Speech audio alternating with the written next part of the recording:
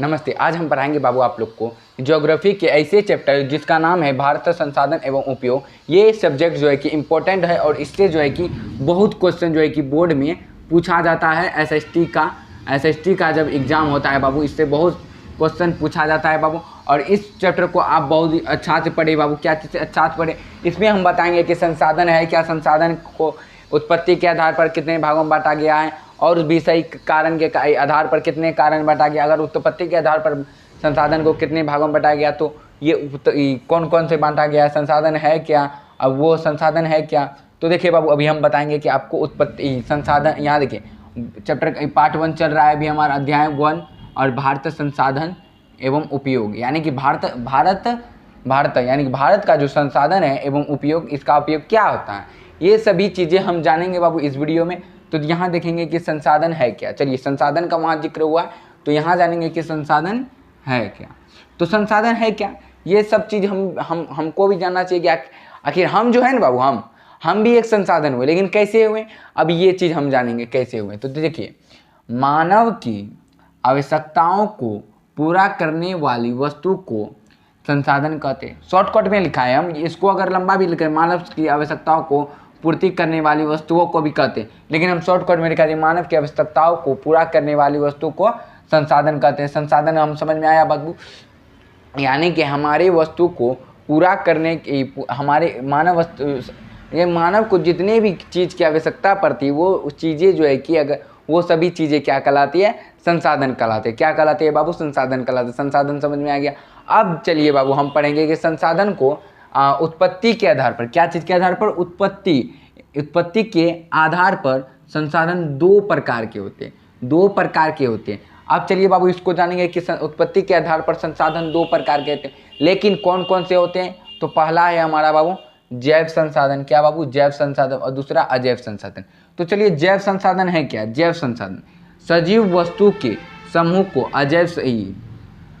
जैव संसाधन कहते हैं बाबू, यहाँ जैव होगा, जैव संसाधन कहते हैं। क्या कहते हैं, सजीव वस्तु यानी कि हम सब क्या हुए, सजीव वस्तु। क्यों, क्योंकि हमको एक जगह से दूसरे जगह में जा सकते हैं, अपनी मर्जी से जा सकते हैं। और इसका मतलब क्या हुआ, जो अपनी सजीव वस्तु कहते हैं, जैसे मनुष्य, पशु, पक्षी आदि, यानी जिसमें भी जान हो बाबू, यानी कि जितने भी जीव जंतु, सीधी जितने भी जीव जंतुओं से जैव संसाधन कहते हैं। जैव संसाधन समझ में आया आप लोग को बाबू। चलिए, जैव संसाधन समझ में आया।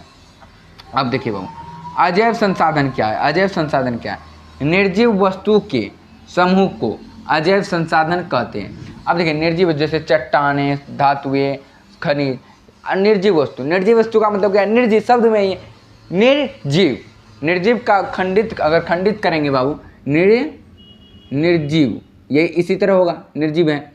इसको जो है कि ये पहले किस तरह होगा बाबू, ये पहले इस तरह रहता बाबू, ये पहले इस तरह होगा, मान लेते हैं निर प्लस जीव, ठीक, मान इस तरह होगा। तो ये निर का मतलब हुआ कि उसमें जान नहीं, यानी कि वैसे जीव जिसमें जान नहीं है। और सजीव का मतलब हुआ सजीव, यही है बाबू। तो सजीव का मतलब हुआ, इसका जो है कि खंडित करेंगे स प्लस जीव, तो स का मतलब होगा कि उसमें जान हो, सजीव, समझे कि नहीं। वैसे जीव जिसमें जान हो तो वह जैव संसाधन कहलाएगा, वैसे जीव जिसमें जान नहीं हो तो वह अजैव संसाधन कहलाएगा। यहाँ तक समझ में आया बाबू। अगर आप लोग उतारना चाहते हैं तो बाबू उतार सकते हैं, उतार लीजिए बाबू, उतार लीजिए।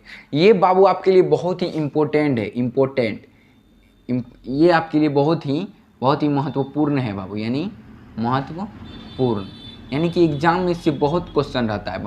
और अगली वीडियो में भी जो है कि हम पढ़ाएंगे कि अगले वीडियो में भी इससे रिलेटिव संसाधन को और कितने मतलब कि उत्पत्ति के आधार पर पढ़ा दिए हम, उत्पत्ति के आधार पर अभी हम आपको पढ़ा दिए, और इसको कौन से आधार पर बांटा गया है, आखिर वो कितने प्रकार के हैं, ये सभी चीज़ें हम अगले वीडियो में बताएंगे, ठीक है ना। तो अगली वीडियो देखने के लिए रहिएगा तैयार। मिलते हैं अगली वीडियो में, तब तक के लिए लेते हैं विदा, धन्यवाद।